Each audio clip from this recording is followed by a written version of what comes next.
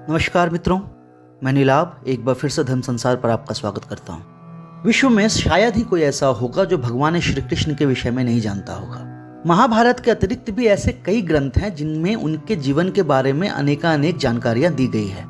हमारे देश में अधिकतर लोग भगवान श्री कृष्ण के बारे में अधिकतर चीजें जानते ही हैं, किंतु आज हम इस वीडियो में भगवान श्री कृष्ण के बारे में उन अनोखी जानकारियों को समाहित करने वाले हैं जिनके बारे में बहुत लोगों को पता नहीं है। मैं ऐसा तो नहीं कह सकता कि अभी जो भी चीजें हम इस वीडियो में बताने वाले हैं उनमें से सभी चीजें आप नहीं जानते होंगे, लेकिन यह विश्वास के साथ कह सकता हूं कि उनमें से अधिकतर चीजों के बारे में बहुत लोगों को पता नहीं होगा। तो आरंभ करते हैं श्री कृष्ण की आयु के बारे में। वैसे तो महाभारत में श्री कृष्ण की आयु के विषय में कुछ भी स्पष्ट रूप से नहीं बताया गया है, किंतु हरिवंश पुराण और कुछ अन्य ग्रंथों के अनुसार युद्ध के समय उनकी आयु 72 वर्ष बताई गई है। महाभारत युद्ध के पश्चात युधिष्ठिर ने 36 वर्षों तक शासन किया था। उसके पश्चात श्री कृष्ण की मृत्यु के बाद उन्होंने भी अपना शरीर त्याग कर दिया था। इस गणना के अनुसार निर्वाण के समय श्री कृष्ण की आयु 108 वर्ष के आसपास थी। यह संख्या भी हिंदू धर्म में बहुत ही पवित्र मानी जाती है। यही नहीं, निर्वाण के समय ना ही उनका एक केश श्वेत था और ना ही उनके शरीर पर कोई झुर्री थी। शिव पुराण के अनुसार एक बार भगवान विष्णु ने भगवान शंकर से उनका बाल रूप देखने का अनुरोध किया। उन्हीं की इच्छा रखने के लिए भगवान शंकर ने गृहपति अवतार लिया था। उसके बाद भगवान शंकर ने भी भगवान विष्णु के बाल रूप को देखने की इच्छा जताई। इसीलिए पहले वे अयोध्या में श्री राम के रूप में और फिर गोकुल में श्री कृष्ण के रूप में जन्मे। भगवान विष्णु के इन दो अवतारों को देखने के लिए स्वयं भगवान शंकर रूप बदलकर पृथ्वी पर आए थे। श्री राम और श्री कृष्ण दोनों के आराध्य भगवान शंकर ही थे। श्री कृष्ण की त्वचा का रंग मेघ श्यामल था, अर्थात काला था, और उनके शरीर से एक मादक गंध सदा निकलती रहती थी। इसी कारण अपने गुप्त अभियानों में उन्हें इस गंध को छुपाने का प्रयत्न करना पड़ता था। जैसे कि जरासंध से मिलते समय उन्होंने अपने पूरे शरीर पर चंदन का लेप कर लिया था। ठीक ऐसी ही खूबियां द्रौपदी में भी थी। इसीलिए अज्ञातवास में उन्होंने सैरंध्री का कार्य चुना ताकि चंदन, उबटन आदि में उनकी गंध छुपी रहे। पांडवों की दादी सत्यवती के शरीर से भी ऐसी मादक गंध आती रहती थी जो उन्हें महर्षि पराशर के आशीर्वाद से प्राप्त हुई थी। आमतौर पर सामान्य रहने वाली भगवान श्री कृष्ण की मांसपेशियां युद्ध के समय अत्यंत विस्तृत हो जाती थी। यही कारण था कि स्त्रियों के समान दिखने वाला उनका लावण्यमय शरीर युद्ध के समय बहुत कठोर दिखाई देने लगता था। भगवान श्री कृष्ण की परदादी मरीषा और उनकी सौतेली माँ रोहिणी, जो बलराम की माता थी, वे दोनों नाग जनजाति की थी। श्री कृष्ण के पालक पिता नंद अभीर जाति से थे, जिसे आजकल अहीर कहा जाता है, जबकि उनके वास्तविक पिता वसुदेव ययाति के पुत्र यदु के वंशज थे और यदुकुल में जन्म लेने के कारण ही उन्हें यादव कहा जाता है। कई लोग द्रौपदी को श्री कृष्ण की बहन कहते हैं, लेकिन यह सही नहीं है। वे द्रौपदी को अपनी सखी मानते थे। उनकी सौतेली बहन सुभद्रा के अतिरिक्त उनकी एक और बहन थी जिसका नाम एकानंगा था। वे उनके पालक माता पिता यशोदा और नंद की पुत्री थी। कहीं कहीं उन्हें विंध्यवासिनी देवी के नाम से भी पूजा जाता है। जब श्री कृष्ण सत्यभामा के साथ देवराज इंद्र के यहाँ से वापस लौट रहे थे, तब एकानंगा उनसे मिलने आई थी। श्री कृष्ण की बहन सुभद्रा वास्तव में उनकी सौतेली एवं बलराम की सहोदर बहन थी। वे श्री कृष्ण से 22 वर्ष छोटी थी।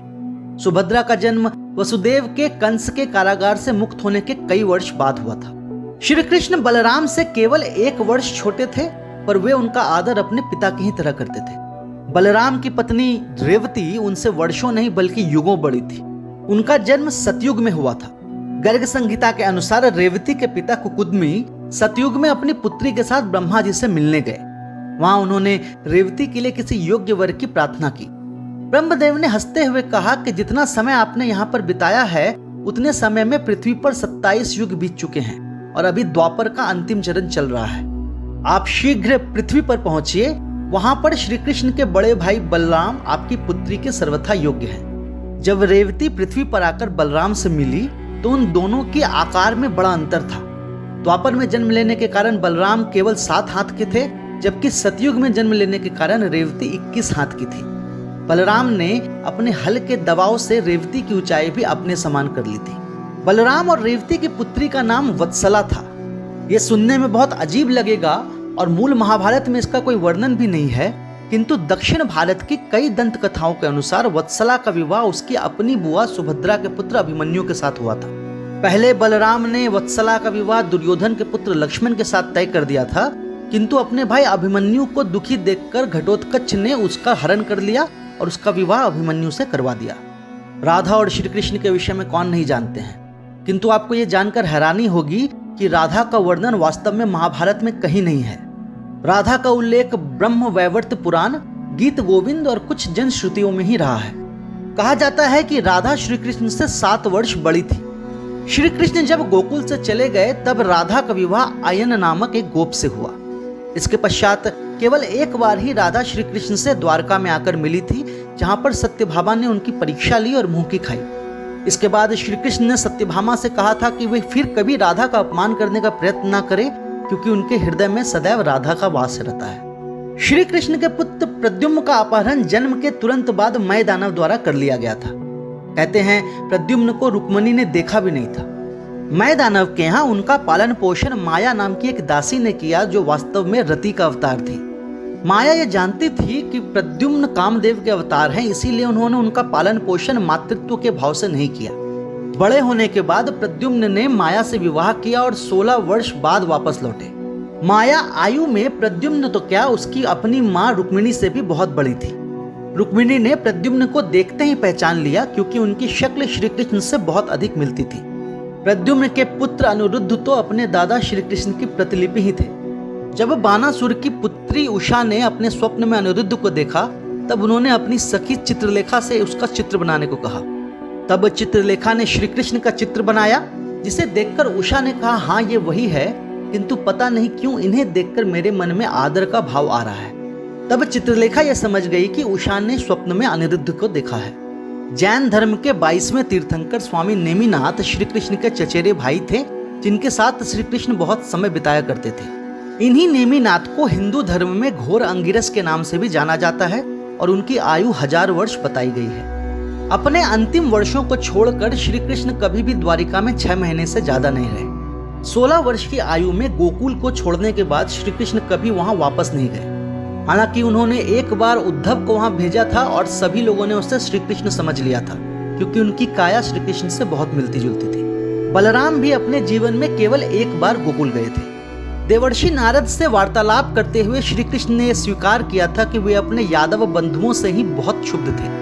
श्री कृष्ण अपनी पत्नी सत्यभामा से सर्वाधिक प्रेम करते थे, किंतु सबसे अधिक दुखी भी उन्हीं से थे। अपने पुत्रों में श्री कृष्ण जामवंती के पुत्र सांब से सर्वाधिक दुखी थे। सांब ने उनकी इच्छा के विरुद्ध दुर्योधन की कन्या लक्ष्मणा से विवाह किया और सांब के कारण ही संपूर्ण यादव वंश का विनाश हो गया। जब सांब लक्ष्मणा से विवाह करने के लिए हस्तिनापुर गए तो दुर्योधन ने उसे बंदी बना लिया। उन्हें मुक्त करवाने के लिए स्वयं बलराम हस्तिनापुर गए और दुर्योधन द्वारा उन्हें ना छोड़े जाने पर उन्होंने अपने हल से हस्तिनापुर को गंगा की तरफ झुका दिया था। बाद में पितामह भीष्म द्वारा बीच बचाव करने पर दुर्योधन ने उनकी बात मान ली और अपनी पुत्री लक्ष्मणा का विवाह सांब से कर दिया। महर्षि दुर्वासा और गांधारी के श्राप के कारण अंत समय में उनके पुत्र सांब के गर्भ से एक मूसल पैदा हुआ और देखते ही देखते मूसल का ढेर लग गया।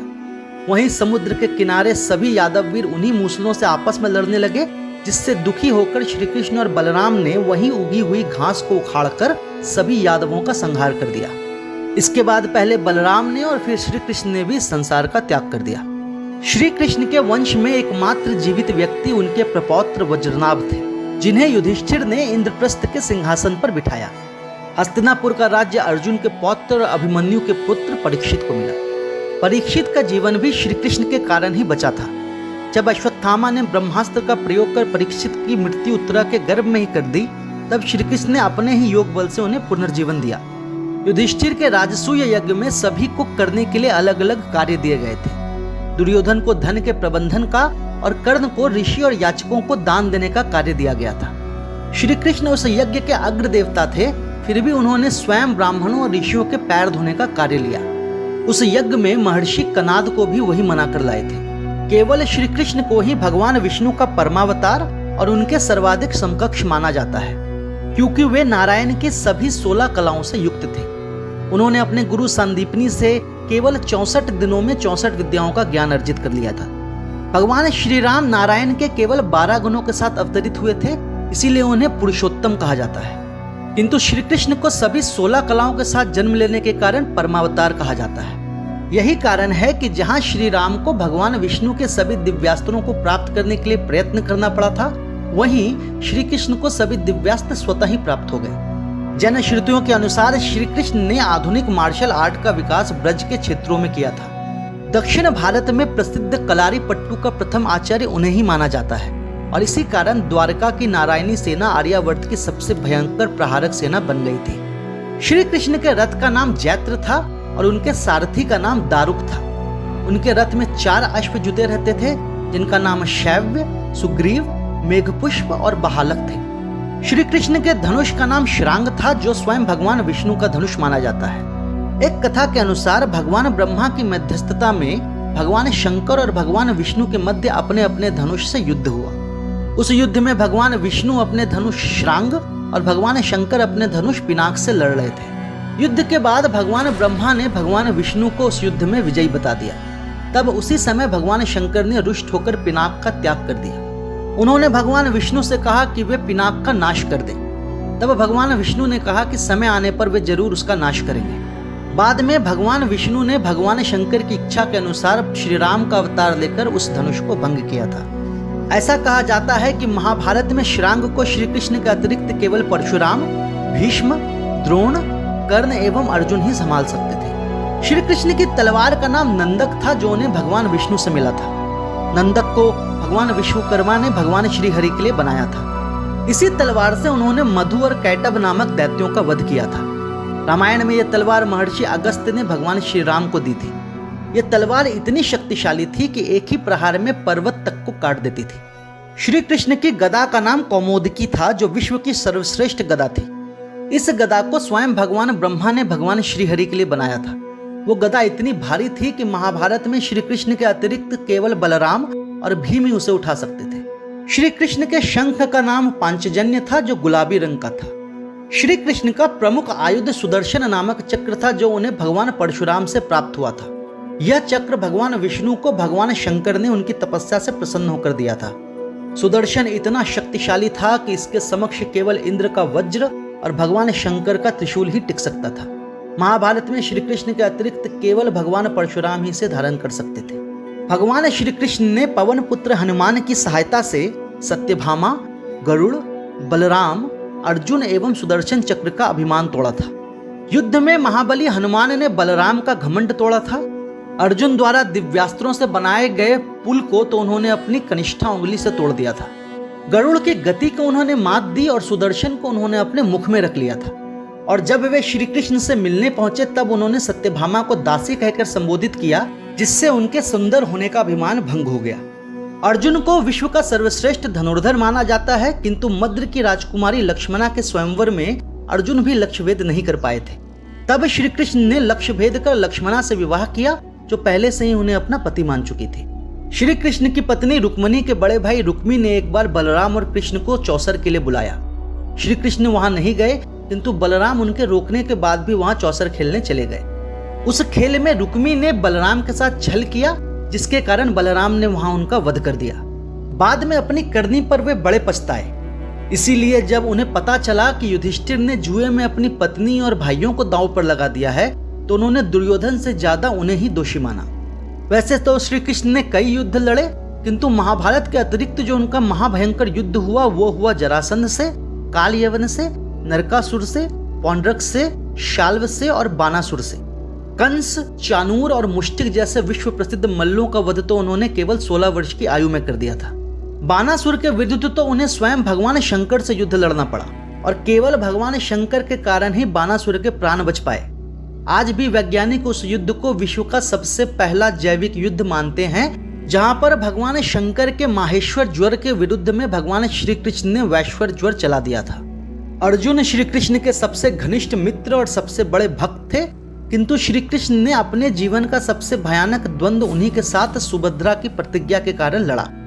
बाद में वो युद्ध इंद्र के हस्तक्षेप से समाप्त हुआ।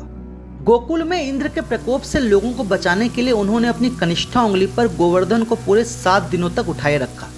श्री कृष्ण हर दिन 8 बार भोजन करते थे और इसी कारण जब 7 दिनों के पश्चात उन्होंने गोवर्धन को वापस रखा तो सभी ब्रिजवासियों ने उन्हें 7 दिन और 8 प्रहर के हिसाब से 56 भोग चढ़ाए। तभी से उन्हें 56 भोग चढ़ाने की परंपरा शुरू हुई। श्री कृष्ण की कुल 8 मुख्य रानियां बताई गई थी। ये थी रुक्मिणी, जामवंती, सत्यभामा, कालिंदी, सत्या, लक्ष्मणा, मित्रविंदा एवं भद्रा।